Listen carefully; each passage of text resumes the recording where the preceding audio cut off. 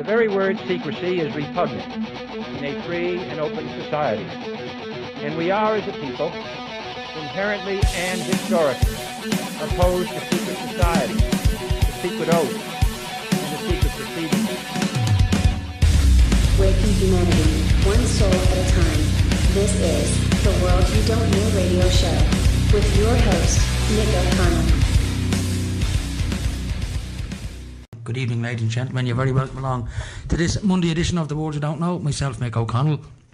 I've got two guests lined up. I've got Steve McKenna and Alan James from Open Your Mind Ireland. They're going to be coming on now in a second. We don't have a single subject to talk about tonight. We're going to be talking about a few things. We're going to start off the show tonight by talking about what's going on with Donald Trump and his new immigration policy. I don't think it's all been played out the way you see it in the media over this side of the Atlantic.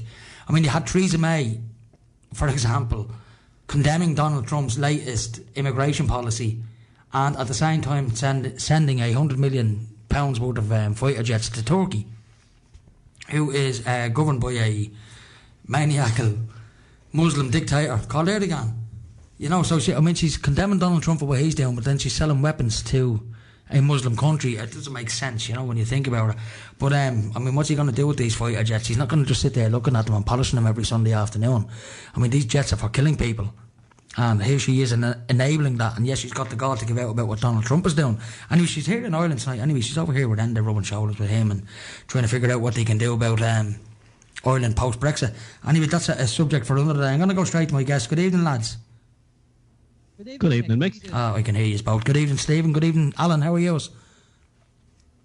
Not too bad, not too bad. Sorry, we had a bit of a Skype issue at the start. I was saying that there, yeah. I was wondering what was going on there. But just trying to get hooked up and sorted. You know, we had this problem before with Skype getting people in the group call as such. But yeah, sure. we're all here and we're sorted anyway. That's great. I remember the night we done the United We Strike one there a couple of weeks back.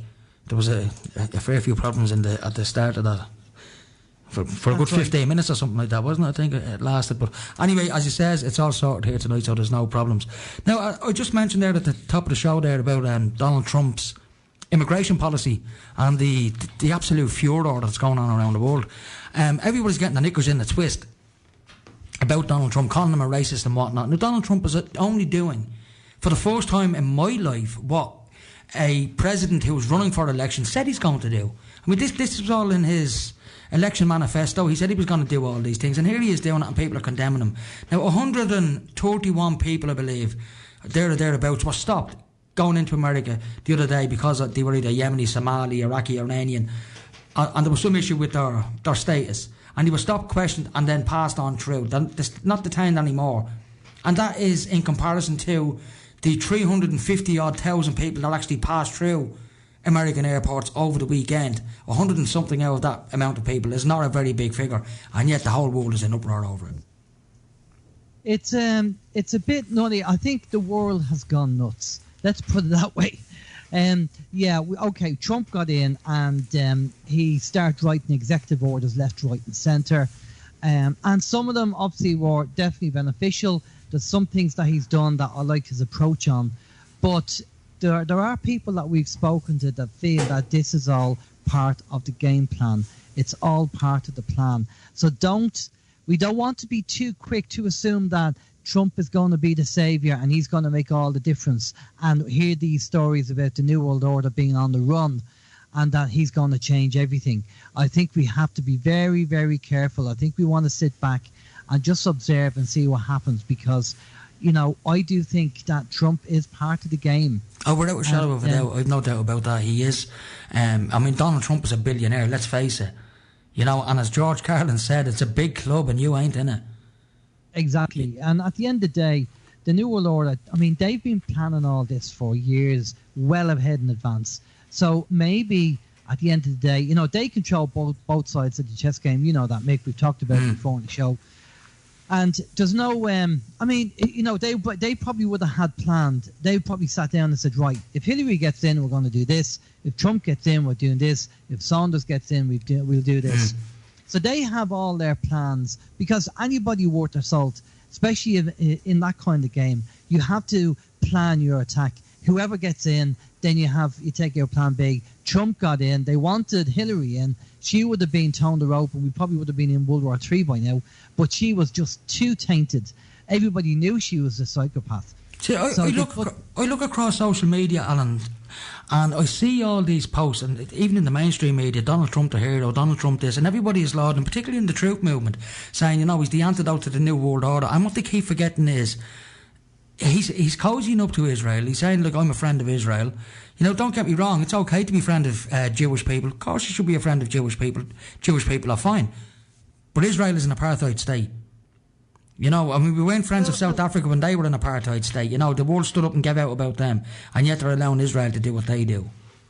Well, you have to remember, Trump is a Zionist, and Netanyahu, who was holding off on rebuilding on Palestinian land, as soon he waited to see what would happen with the election. And when he found out Trump won, he waited till he got in, and now he's doing the building again. So the Palestinians are going to be losing more land. Now, I know a lot of people think Donald Trump's wall is a joke, and I made comment to a couple of people over the weekend. Everyone's laughing about the wall. Now, if he does go ahead and build that wall, now there's supposed to be an estimated cost of something like 20 billion to build it. I mean, should they spend that on war in a year anyway? So it's nothing to them to spend 20 billion on a wall, and it's going to create an awful lot of jobs on both sides of the border. But the thing about walls is, it might not just keep the Mexicans out; it'll certainly keep Americans in. Well, I seen a satire piece from the president of Mexico, and he said, we're going to build a big tunnel. All the way into America. So, it was satire. It wasn't real, but it was quite interesting that they did it. But, we had Thomas on the show last night, and I do think that we need to step away from all this stuff that's going on a ground level. And one of the things Thomas said on the show last night, which is quite interesting, and I was thinking about it today, and Steve obviously can throw in his what he thinks as well about this. But we've talked about Thomas mentioned about 10 or 12% of the people on the planet are organic and the rest are synthetic, right? Now, we've had 3 other guests on who are coming from different backgrounds who all agree on the same thing. Now, can you explain what you mean by that, Al, please? Yeah, basically what it means is, did you ever watch The Truman Show? Yes, it's one of my favourite films, actually. I like the concept of it. Okay, The Truman Show was basically all designed like a soap opera geared towards one person who didn't know it was all geared towards him. He just thought it was life. Okay, now, we are in this. Scientists are coming out, and quantum physics is saying that we're in this holographic reality. It's like a computer program. We've talked about this before. We actually mentioned it, Mick, on the United We Strike. Remember we said about us being a subroutine, Well, I interviewed Dr. Rich Terrell, as you know, a few weeks back before Christmas, and he's a proponent of the simulation hypothesis, that we do live in a simulated universe. And believe or believe it not, funny you should mention that subject, it's on Sky News today. Well, here you go, right? Think of The Truman Show, but with 10 or 12% of the population being Truman, and everybody else being the actors in the show. As in the synthetic people? Yeah, synthetic people, yeah. I mean, look, like most people listening to this right now, if there's anyone out there listening, probably think the 3 of us are out for nuts for even, discussing a concept like that. But as I just said there, it's on bloody Sky News today. Scientists are seriously thinking about this as the only possibility to explain the nature of reality. Well, ever since they start going into quantum physics and start looking at reality as it is and their perception of reality, they've been coming back and saying, all these things that we thought were nutty and, keep taking the tablets, they're actually coming back and saying, actually, it's true. So science is now proving things that people that had a better perception and understanding of the universe came back or spoke about. Especially one of the things that I want Steve to talk about this. We've been talking to somebody about the ayahuasca experience, okay? Steve, I'm going to pass this off to you because you've been talking to Chris and you've been learning more about it. But basically, people have been... In the 70s, you had all the hippies that went on the LSD trips and everything else. And even the Beatles with Lucy in the Sky with Diamonds. That's all trippy. And a lot of people who are creative, artistic, programmers, all came back from the trips and started doing a hell of a lot of things from what they seen while they were on a trip.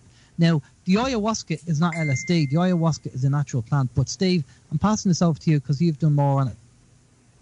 Okay, well, I've done a little bit of research. There's a hell of a lot more to do because it's an interesting road, but it can also be a dangerous road, or it can be a life-changing road.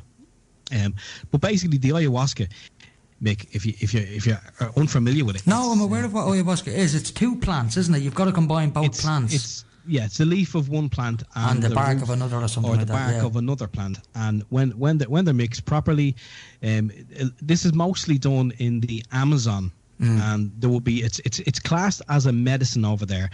And there's a ritual, there's a shaman, not one of these kind of fly-by-night guys who thinks he knows it all, but an actual shaman of a tribe or whatever it may be. And he mixes the potion. They call it the medicine. And there, as I say, there's a ritual. People who go and want to partake in the ayahuasca, there's handlers there. Well, not so much handlers, minders, because when people have these the trip, if you want to call it, or the hallucinations, or whatever you want to call it, you're actually awake when it happens. So therefore, it's not as if like it's a mad dream you wake up from. This happens while you're awake. Some people take it and they have they'll have a bad experience whereby they can see horrible things right in front of their eyes and perceive it to be real. Like whatever your worst nightmare is, be it spiders or snakes or rats or whatever. But then other people can have it, and it's like as if their peripheral vision opens up, and it's like as if their senses are heightened. And anyone who has studied the spectrum, the visual spectrum, knows that what we can actually see is very small. Like there's a lot of the visual spectrum that we cannot see, as in gamma, X-ray, infrared. We can't see that, but it's there. It is there. And for someone to, and seemingly when you actually take the ayahuasca, it opens up your vision, and you can see what's in these other parts of the spectrum that you would not normally see. Like I was talking to a chap there this evening, whose wife actually done it about 3 months ago, and she was expecting to have a nice kind of experience, but what she actually did was she came up against demons, as in stuff that was unresolved in her past. But it wasn't a negative experience. Well, it was kind of negative while she was experiencing it, but once it was done, she said it was a life-changing experience. She now realized parts of her past that she needs to take care of, kind of unfinished business. Excuse me. So she's going to take care of that, and then she may do it again to see what else is there. I mean, what the article I read today, talking about the simulation thing that I'll just mention there. Basically, what they were saying was that, and it's on Sky News. If you go to the Sky News website, you will find the article. You might find it under the strange section. But basically, what it said was that we're living on a 2-dimensional plane, and the way if we look at a hologram, like on a flat card, like those 3D holograms, we know it's a 2-dimensional plane that we're looking at. But when you bend it to the light, you can see the 3rd dimension in it, and. Basically what they're saying is that that's the way it is for us, that we live on a 2-dimensional plane. The earth is flat. Now, I don't buy that for a second, to be honest with you, but this is what was in this article today, and that it is all indeed a hologram. And I'm thinking, if that's the case, the likes of Donald Trump getting back to him, they all know this. They have to. Well, they would do it. And again, we have to go back to the whole idea, and people need to start realizing about this, is that we are all energy. That's all we are. We're all, everything around us, we are all energy. If you get an electron microscope and look at your hand, you'll see atoms vibrating on a frequency. They're resonating on a frequency. If you get your table or your chair or your computer, it's the same thing. It's atoms vibrating, resonating. So we are all energy. And once we start understanding that, and energy can be manipulated, and I'm going to give you an example of how energy can be manipulated, right? As you know, Mick, I'm a spiritual kind of person, right? And a couple of years ago, a lady who is also spiritual, I know, does Reiki healing. And I said to her, I went down to get some Reiki healing done off her. Steve knows the girl, Chloe. You know Chloe, Steve. So I went down and I said, right, Clodagh, what I'm going to do is I'm going to change my energy of my aura around my body, and I want you to tell me what I'm doing with it. So while I was lying down on the table, I was manipulating my aura, and she was giving me Reiki. And at the end of the session, I said, right, what was I doing? And she said, right, you changed your aura to kind of spikes, waves all around your body. And I said, correct, that's exactly what I did. So, you know, now I'm nobody special or anything like that. Oh, you are. All I did is use, you know, mind over matter. I just used my mind and I visualized this energy changing around my body to spikes, to waves. And she picked it up because she was sensitive to picking that up because she was a Reiki healer. Well, I have an aunt now, as it happens, who's a Reiki healer as well. And she's trained for years and she is quite good. Now, I was a skeptic. Like, I'm sure you were probably skeptical when you were younger yourself. But to me, it was just hocus pocus. But I was up in her house one night and she was doing Reiki. I mean, I was sitting on a chair. She had, like, I think it was dolphin music or something like that. And I had my eyes closed sitting on the chair. She had her hands up near my head. And I asked her, I said, do us a favour, will you roll your sleeves up? And she said, why? I said, the mohair on your sleeve is rubbing on my face. It's like tickling me, do you know what I mean? It was sort of, it wasn't irritating, but it was tickling me. But she said, open your eyes. And I opened my eyes and she had a short sleeve blouse on. And her hands were nowhere near me. What was actually happening was the energy between the two of us, she was manipulating their energy. So there was something there. So I agree 100% with what you're saying.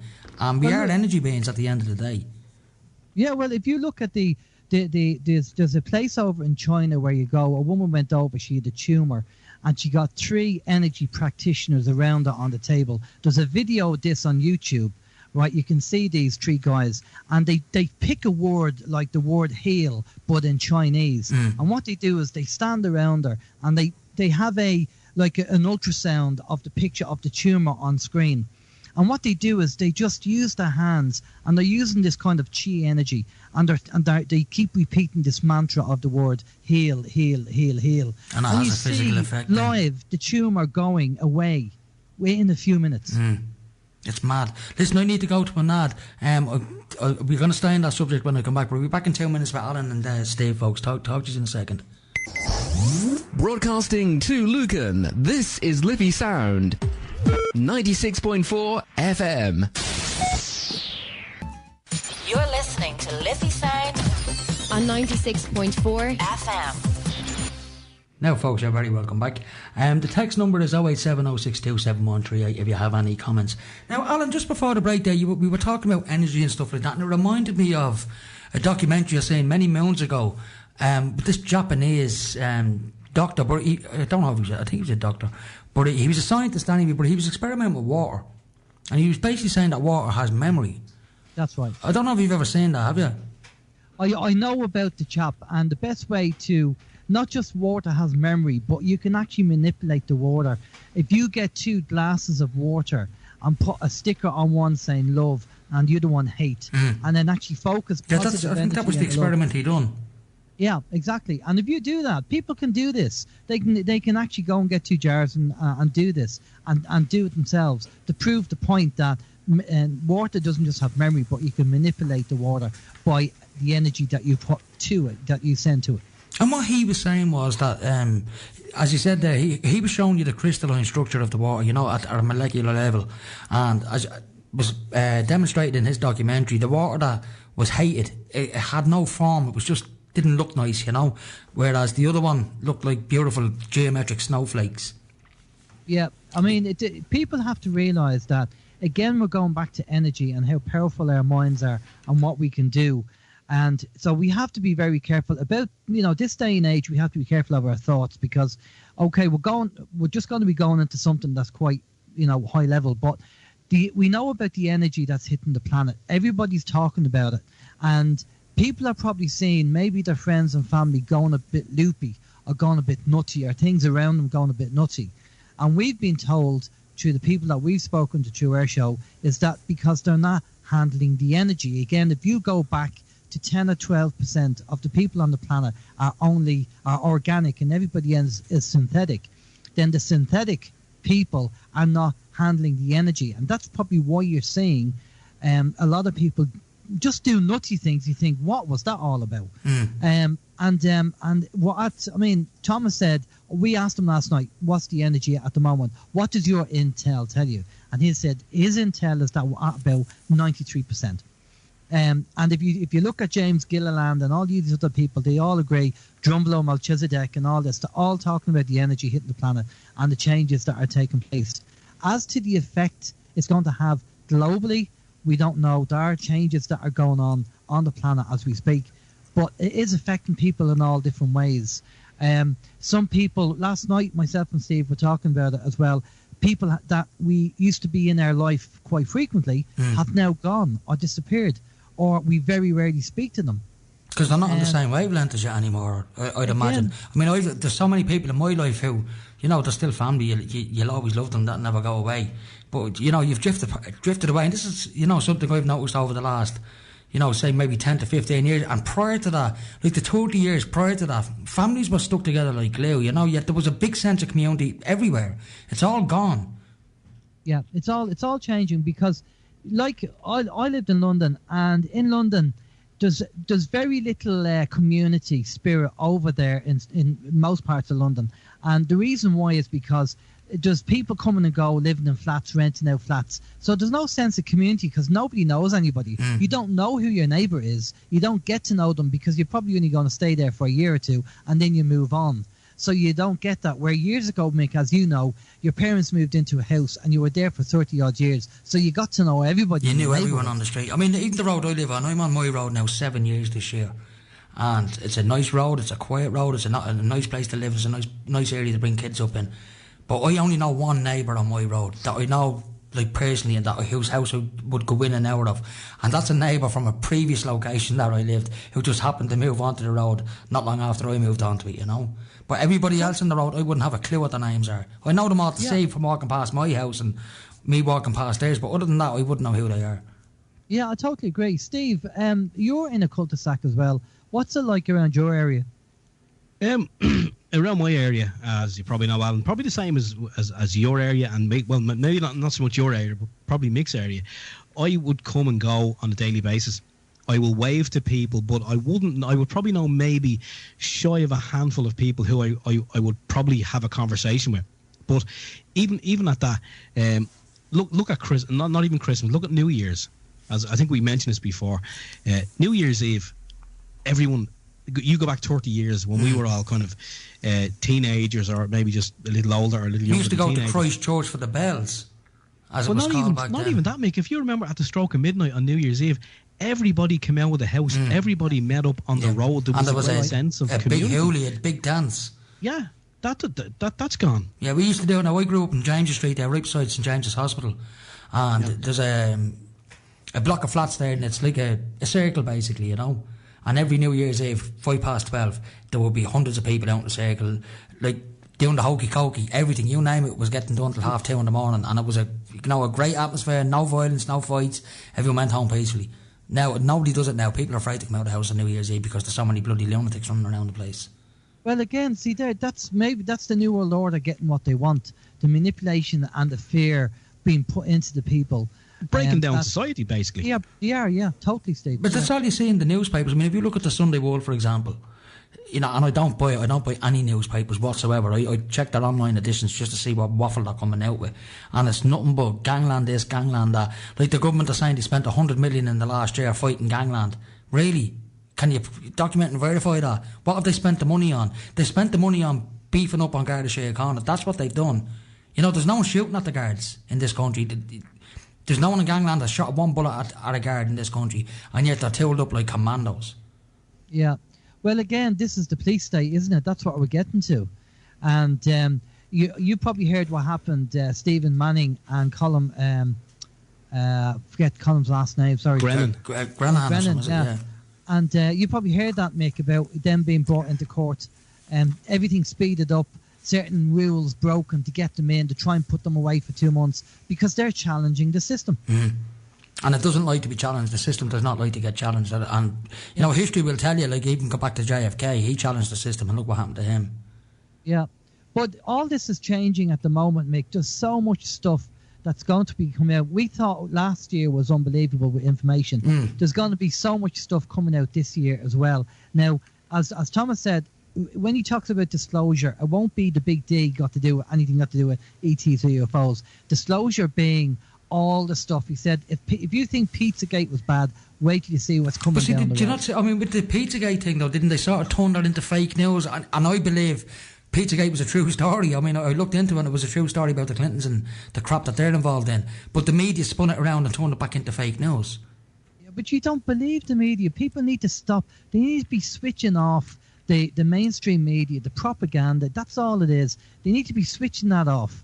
You know, as we said, tonight we'll talk about fake news. Well, I'll tell you what. If you want fake news, keep listening to the mainstream media. If you want real news, switch on to the alternative media, because that's where you'll get it. And it is. I mean, if anybody with a modicum of common sense watching the mainstream media, it is fake news. You know, I mean, 9/11, look at the BBC. They were caught out putting a broadcast out saying building number 7 had collapsed 28 minutes prior to its collapse. You know, and that's all over the internet. It's not a secret. You know, everybody knows it. Anyone that has a bit of a brain that they can do their own little bit of research can find that out quite easily. You know, and yet they're the ones saying what we talk about is the fake news. Yeah. Well, what's happening, and I don't know whether you've seen it, Mick. What's happening is that they're getting desperate. They're trying different things all the time, and they're failing. And every time they try something and fail, more and more people are waking up and going, hang on a minute, that's not right. So they're actually causing the problem. They're actually making more people wake up by all these kind of things they're trying to do, throwing in propaganda, because people are beginning to wake up and see it, and they're waking up quicker, and they're seeing through it straight away. And they're obviously in a panic, because this is why they're trying to shut down fake news or alternative media. But look, the cat's out of the bag. There's so many alternative media stations globally at the moment. It's going to be impossible for them to shut it down. As to where it's going to go regarding Trump and whether I believe he's talked to Putin. I believe he's talked to the Prime Minister of Japan. I don't know what's happened with China. I know China owned a lot of assets in America, and Trump was talking about getting the Federal Reserve audited, and maybe getting away from that and having a gold-backed currency. But we have to be careful, because the Federal Reserve Act was finished in 2012. So they had 100 years, and the whole idea of, because there's factions infighting with one another, and that's why you see the Panama Papers when they were released. One faction is fighting another faction, and to get their own back, they're releasing this information, and that's why we're seeing what we're seeing, because they're trying to get one-upmanship on each other. Now, the Federal Reserve Act was finished, the license was up in 2012, and what was supposed to happen is it was supposed to pass over to the Chinese for another 100 years, and here we go again on the treadmill. But it didn't. And this is why China is probably upset, because the Americans, or the oligarchs, the neocons in America, didn't pass it over to the Chinese. And what would you meant to pass over? Like the Chinese, yuan would be the global reserve currency. Is that what they were after? I'd say that's probably what it is. I mean, it wouldn't be the dollar, so it's probably the yuan being the default currency. But, at the end of the day, they're print machines, because when you work in a corporate company, my background, as you know, Mick, is corporate. And what I worked out, like a few years ago when I worked in the company, every year the sales guys were given the target. But every year the target was increased. Okay, this year you're going to do better, and this year you're going to do better. And mathematically, I looked at it, and I'm no mathematician, and I said, but that's an impossibility. You can't keep doing that year on year. There has to be a finite end of it, because you just can't do it. And this is what they're doing. So what they do is they keep saying about, the actual monetary system. And when they hit a brick wall, they go, okay, quantitative easing, let's print more money. But that's going to devalue the currency. It'll be worth peanuts. And we're in a massive crisis at the moment, the way things are. So everybody kind of, you're going to have to keep an eye on the markets and what's going on, because if the proverbial hits the fan, we could be all in big trouble, especially with the banks in the Italian banks and what's happening in the EU. It's just one big mess. But these people, the one thing people have to remember is these people never cared about you, and they never will care about you. That's what people need to remember as well. As I mentioned earlier on, it's a big club and none of us are in it. And we're just useless eaters, as Henry Kissinger once labelled humanity. And even the likes of Donald Trump. I know the one thing I don't like about him, I mean, I'm still on the fence about Donald Trump. He's doing It's mad because, you know, coming from the alternative side of things that we come from, you know, Donald Trump is doing things that we would consider heroic. You know, he's backing up what he said he'd do in his election campaign, but there's a bit of honesty. You know, he's actually doing what he said he was going to do compared to other presidents in the past and prime ministers the world over. But when we see him cozying up to the Zionists, who we know are responsible for some major atrocities out in the Middle East, particularly in Palestine, you know, what's going on there, and the world falls silent about what's happening in Palestine. And he's sort of backing them, and then we're saying, you know, it creates conflict in the alternative media, because I think a lot of people in the alternative media wanted to see Donald Trump as a hero, but when they see him cozying up to the likes of Netanyahu, then they say, hang on a minute, what's really going on here, you know? Yeah, I think people, I was looking at something earlier, I didn't get to watch the whole lot, but it was interesting that James Corbett did a YouTube program. They interviewed a chap, and he titled it "Trump Admin Rising Phoenix Program from the Ashes," and he said that Eric Prince, the founder of Blackwater, has slithered out of his hiding place and re-emerged as a figure on the political stage. He's now advocating for a rebirth of the US infamous Phoenix program to target the ISIS terrorists the US created, and he's advising Trump from the shadows. So that seems quite interesting. Now it says, the author of the Phoenix program and the CIA as organised crime joins us to discuss the Phoenix program is and why its resurrection is so ominous. Now that's a guy who's actually talking about this Phoenix program. As I say, I've only seen... And what is the Phoenix program? What exactly is it, do you know? It's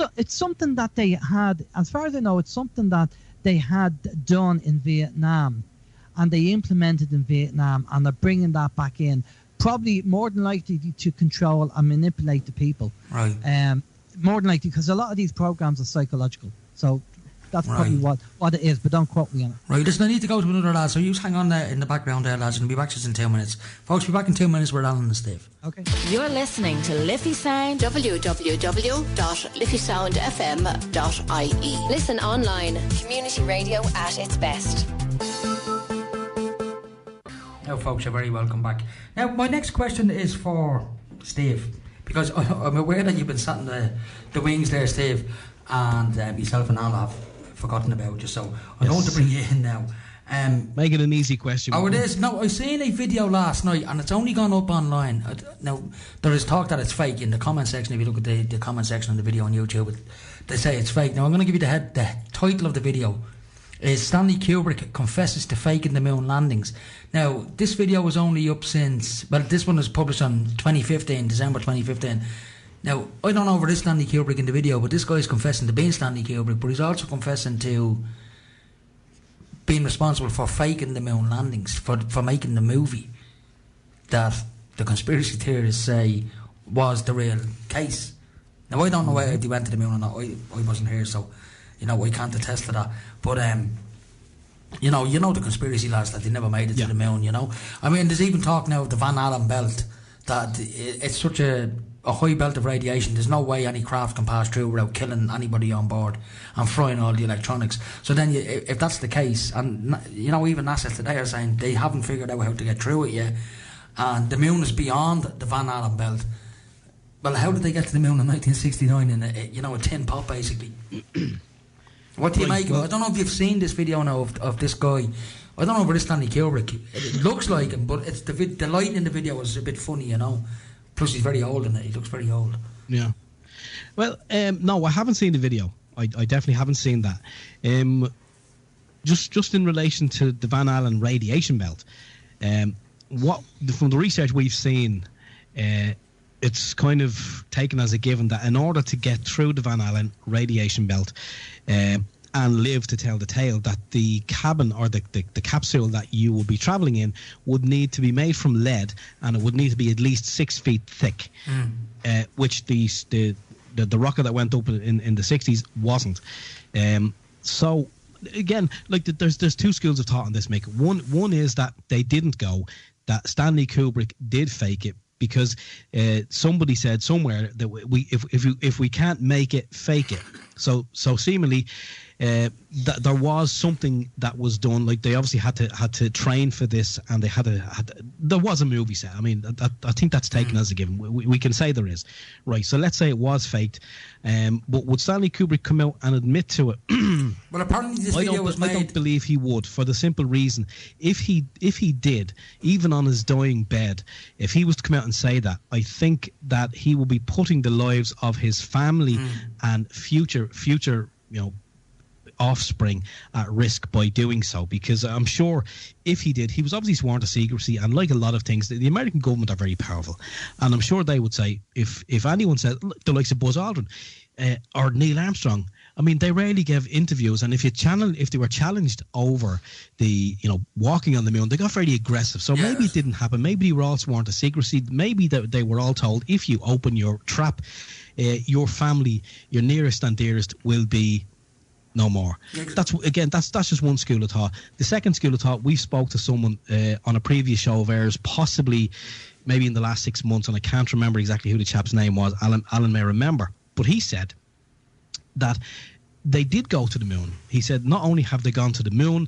they've gone to Mars and other planets as well. But the technology that they're using, it's nothing to do with a spaceship. It's more like what you would see on. Again, we're going out. We're have an open mind here, folks. But they're saying the technology that you would have seen on Star Trek actually does exist, and not only can it transport people from A to B, but also from planet Earth to the moon or further afield. And they're saying that technology is already there, but the people on Earth, we're not ready for that technology. We couldn't conceive it. We couldn't accept it. So therefore, they'll give it to us in a TV program where it's kind of make believe, because we can, we can make more sense of it that way. So did they go to the moon? Did they go anywhere?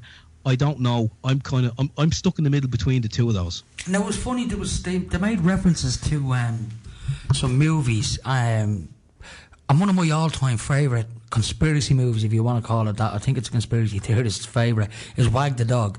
And it's a movie you don't see that much on television. They don't broadcast it that much because it sort of gives a lot away of how the mainstream media works. And I don't know if you've ever seen the movie. Dustin Hoffman and Robert De Niro were in it. And I've seen it, a long time ago. Yeah, so you know the plot line of the movie, right? But you know the guy Dustin Hoffman played? The Hollywood producer. Do you know what his first name was? No. Stanley. And Stanley did this video last night. The guy made a reference to that, but he tried to tell you subconsciously or subliminally that. No. You know what the concept that Wag the Dog is about? It's about faking a war that doesn't exist to hide what's really going on from the public, i.e. the president having an affair. That was what the plot line of the movie was. And yet one of the main protagonists in the movie, i.e. Dustin Hoffman's character, his name was actually Stanley. I don't know what his surname was, but his first name was Stanley.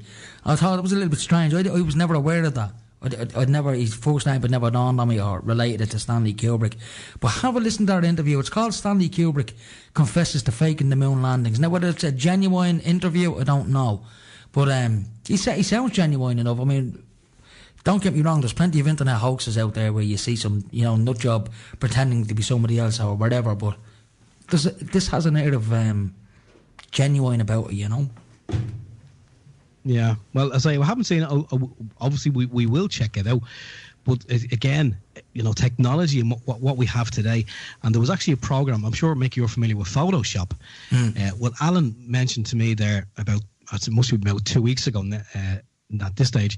But there's another program that has been released, and it's kind of like Photoshop but for your voice. So I mean, you could technically record a video of badly lit someone dressed up as anybody, and then all you do is get the voice, put the voice into this new program, and make the voice. And that technology is hitting the mainstream now. So it's hard to know what is real and what's. But it's funny you should actually mention that technology to me, because when I was watching that last night, what came into my mind was that video that was circulating YouTube last year of the guy doing the George Bush video, where he was speaking for George Bush, and to look at it, it looked like George Bush was giving the speech, but it was fake. So you can only imagine what they could actually put out there now. So, looking at that video last night, I would take it with a pinch of salt, but maybe he did make a movie to show them landing on the moon, you know. But there's loads of anomalies anyway about the moon landings that don't add up. So, but one of the biggest conspiracies I heard in relation to the moon landings was that they did it in order to bankrupt the Russians. i.e. give the Russians a reason to try and beat the Americans, and they'd waste billions upon billions of dollars on technology that was useless and wasn't going to get them anywhere in the first place. Whereas the Americans, all they done was made a big movie. Yeah, I mean that sounds plausible. Who's to say that's not what happened? We just don't know. And as we all know about NASA is not one big friendly organisation that all works together where everybody knows everything that's going on. It's all like little compartments where everything's on a need-to-know basis. So you think you're making something over in your department for a rocket that's going to take people up to, well, Mars or whatever, and then someone else is building something else, you know, in another department or another compartment. But no one really knows what's going on. So, you know, at the end of the day, we have like the big wigs in NASA. They'll come out and say, "Oh, we've made this rocket, and it has, you know, all these capabilities, and it can take you to Saturn and around the rings and all this carry on." But again, we don't know, because the people who even work in NASA. Well, what do you think it's plausible, Joe? Well, I don't know. I mean, we made the thruster, so you know it must be. Well, what do you think? Well, we made some other parts, so yeah, it must be, because you know, it's all getting assembled somewhere else. You know, I mean. I don't believe it, personally speaking. That they went to the moon. I think you're right, Mick. I think there's all these compartments. People are doing what they're doing on a need-to-know basis, and then the propaganda machine obviously steps in, and if they need to fake it, they will fake it. I think they had to fake it anyway, because if they didn't make it to the moon, they certainly didn't want the world knowing that they couldn't make it to the moon. So what better way to convince the world than to get Stanley Kubrick to make a movie for you? You know, and bankrupt the Russians at the same time, basically killing two birds with one stone. Yeah, but look, even the likes of, let's say, the Kubrick film, or the whole moon landing, all the photographs that are available and all that, you have to. I often wonder, like, the people who developed the photographs, you know, were they kind of in on it? Did they know? Did somebody somewhere know? I'm developing this photograph that's supposed to be Neil Armstrong walking on the moon, and I know, because this is my job, that the crosshair should be in front of him, because that's where it will be on a camera. And even the people back then, did they say, well, hang on a second, I'll just edit that crosshair out, or I'll leave it where it is? So, you know, maybe the people who done the likes of the photographs, maybe they gave little clues, like little Easter eggs, as they say. Yeah, well, I mean, there's meant to be lots of clues in the photographs if you look in them. There's one in particular that if you look in the guy's visor or something like that, you can see, I think, someone in a reflection of someone in the visor that's not suited up, which doesn't make sense. Do you know what I mean? Like, he should be suited up if he's on the moon. He shouldn't be in civilian clothes like he's in a studio somewhere, you know? Yeah, and there was a great documentary. Of course, the name escapes me, but I'm sure, type it into YouTube, type in fake moon landing, there's loads of them. And there was one where they went through all the photographs. They even spoke to the people who manufactured the cameras and asked them questions about the cameras in relation to certain pictures that were taken on the alleged moon. And even the people who manufactured the cameras, especially for this mission, said, no, that wouldn't be possible. Certain things were not possible. You know, like the guy had perfect shots. There was absolutely fantastic, perfect shots. But he was saying they couldn't hold the camera up to their face and look into a viewfinder. The cameras were chest mounted.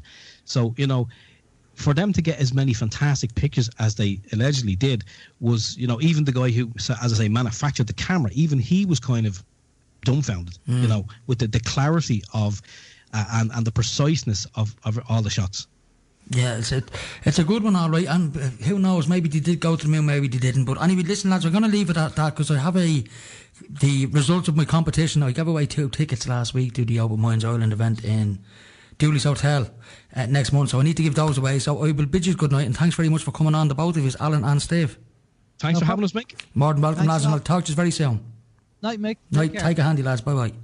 Now, ladies and gentlemen, that was Alan James and Steve McKenna from Open Your Mind Radio Ireland. They do a wonderful show every Sunday night from 7 o'clock till 9 o'clock, and they do have some great guests lined up. I'd highly recommend them. it's a great show. Last night, I didn't listen in last night, but I will have to go back and check their podcasts. But over the last few months, they've had some brilliant guests on their show. And they've had Trevor Reavers on the show, who I have had on my show as well. And Trevor was kind enough to give me 2 tickets for the upcoming Open Mind Ireland event in Dooley's Hotel in Waterford on February the 25th and 26th. Tickets are selling out fast. There are still some tickets available, so if you do want to go to that, you've got another couple of weeks to get your hands on some tickets. And I think you can go to Eventbrite, but you can go on to Open Mind Conference Ireland webpage and you can get tickets through that as well. So there's plenty of ways to get tickets. But anyway, I've had 2 tickets to give away, and I do have a winner. I only had 1 entry, folks. I gave out the email address last week, which was theworldyoudon'tknow@gmail.com, and I did specify that if you cannot make it to the conference, don't apply. There's no point, because the tickets will only go to waste. And as I said, I've only got 1 entry. I've informed Trevor today of who the entry winner is, and I'm happy to announce that it's a past guest of mine who was on the show, Christina Delaney. She is the sole entry with the correct answer. The correct answer being JFK is the voice that you can hear on the theme tune to the show. She sent her answer in last week. She sent her answer in. She was the only answer that was sent in, so fair is fair. She entered the competition and she's won the ticket. So congratulations, Christina. I'll be in touch with you, Christina, and I'll give you the details of how you can get your hands on the tickets. I'd imagine you could probably get them on the day when you go down. You'll basically get in for free and you'll have your weekend pass. So congratulations again, Christina. You got the answer correct and you've won 2 tickets to the Open Minds Ireland Conference. And well done. Delighted that you won them. Because I know Christina will go as well, so that's it. It's all good. So congratulations on winning those 2 tickets. So folks, I am coming up towards the end of the show. I'm going to queue up a tune now, because I haven't played a tune on the show for a long time, and I do want to play a tune. I usually play out with the theme tune, but tonight I'm going to play out with one of my favourites actually, and it's Weird Al Yankovic and his song called Foil. With the funny world we live in now, I think, have a listen to Al and what he's saying in this, particularly in the second half of the song. The second half is brilliant. So anyway, folks, until next week, this has been The World You Don't Know, and remember, the world is full of wonderful people. If you can't find one, be one. Talk to you all very soon. The very word secrecy is repugnant in a free and open society, and we are, as a people, inherently and historically opposed to secret society, to secret oaths, secret proceedings. Waking humanity, one soul at a time. This is the World You Don't Know radio show with your host, Nico.